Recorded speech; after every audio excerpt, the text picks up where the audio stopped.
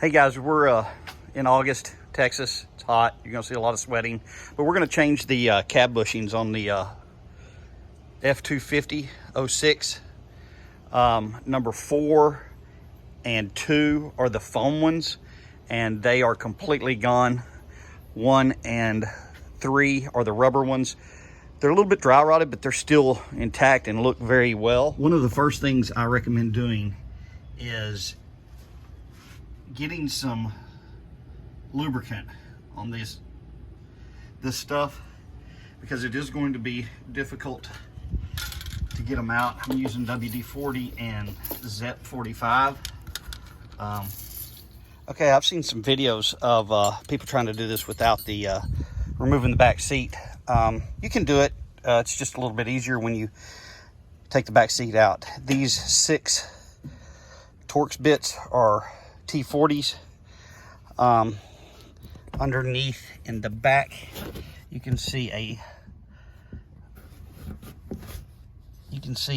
stud back there, 18 millimeter, and these are 18 millimeter also. We are going to have to take out all of this stuff here to get to the cab bushings. Obviously, we're just going to take this out, little tray. All right, we got to unscrew this, get this out of the way, pull your tire iron out.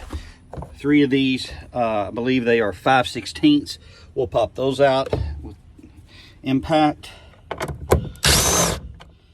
Get this out of the way. After looking more closely, we're not going to remove these for a couple of reasons. We're just going to peel the carpet back and get it out of the way.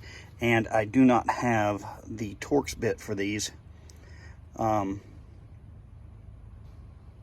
So what we're going to do is we're going to pop this panel up. You just get your hand under here and start getting it up. And you pop these clips out. Watch these, make sure they don't break. Get this up and out of your way, and then we just start peeling the carpet out and up. We'll get our carpet out of the way.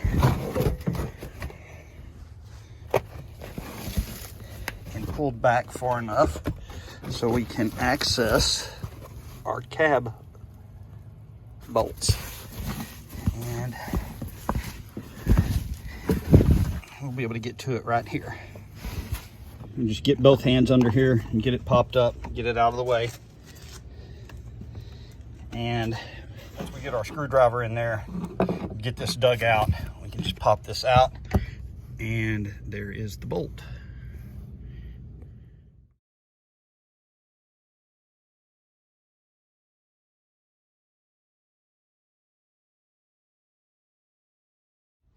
All right, I had a couple of situations here with that bolt right there. Had to have a helper come run the impact while I held it from the bottom. This one came out just really nicely.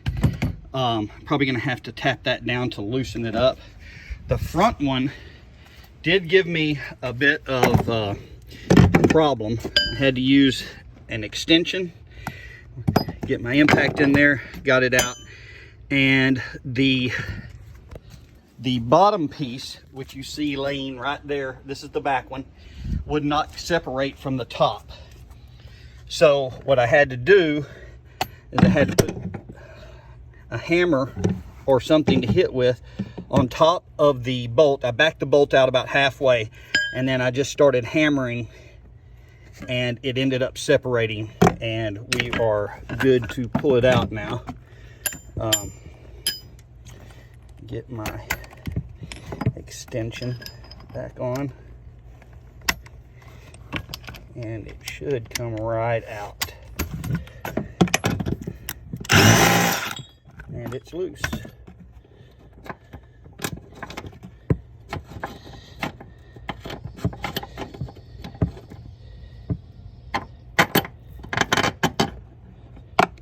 Got the bolt out. The bottom piece fell out after I tapped on it. I tried prying it. That's not the way to do it. Hammer the bolt through, take a few threads out, hammer it, and get it out that way. On the driver's side, it seems to be a 15/16 in the back instead of the 13/16 that were on all the other ones. As you can see, this bolt has came up and the bottom piece has not dropped out. So now the bottom piece has dropped out.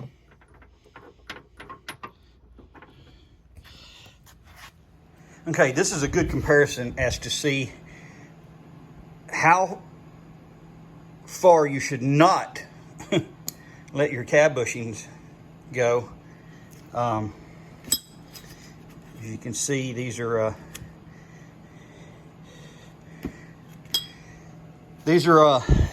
little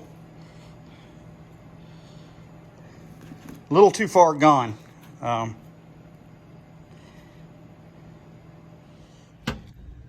Get your bushing down from the top. It fits in here one way. There's a little cut on a little flat spot. Put it in from the top. It comes down. Your bottom one will go in like this and thread into the bolt. And I will show you all that in a minute. I'm fixing to let the cab down. Another quick reminder. See how that bolt's sticking up? If that bottom piece don't just fall off, don't get under there and try to pry on it.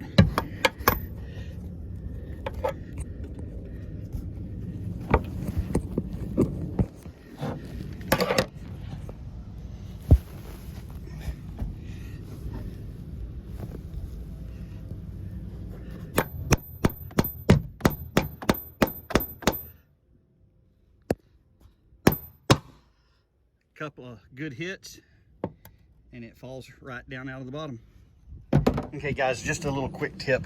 Make sure your cab's not shifted when you go to tighten these bolts down. Save you some heartache there. Kind of see pretty close there. And now we're just gonna install everything in reverse, get everything tightened back up, and reinstall a carpet and put the seats back in. I'll show you a couple of more videos of that. All right, so we got it all out, got it replaced. Now we're just putting the carpet back, getting it back together, getting it all buttoned up. Snapper grommets back in place, and finish getting the carpet back in it. We'll put the seat back in it and should be done. And there you have the old bushings.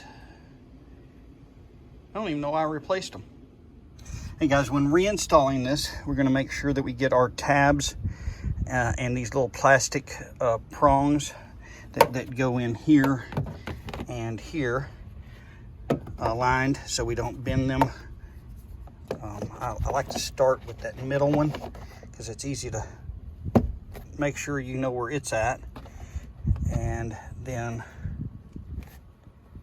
just pop those in and then pop that in. Again, you just make sure that it's lined up where it needs to be and pop it in. All right, got the carpet all back in, and I'm installing the tire iron and jack handle tray. Like anything else, just reverse of how you took it out. And everything goes back in reverse. Just to note, this seat is 2-piece and it comes apart right there. The single side will separate from the other 2 sides. That'll make it easier to get it back in and out. Just pop this back on, rebolt it, and that's going to be it. 250s back together rides so much better. The local Ford dealership wanted $400 plus for those 4 cab bushings. I found them online for $220. And again, when you have to jack the cab up, the reason I didn't show y'all how to do that is because I didn't want any liability if somebody was to get hurt doing that. If you can't. Okay, so this is where I purchased them, and here are your part numbers and your quantity. They were $220 to my door in Texas.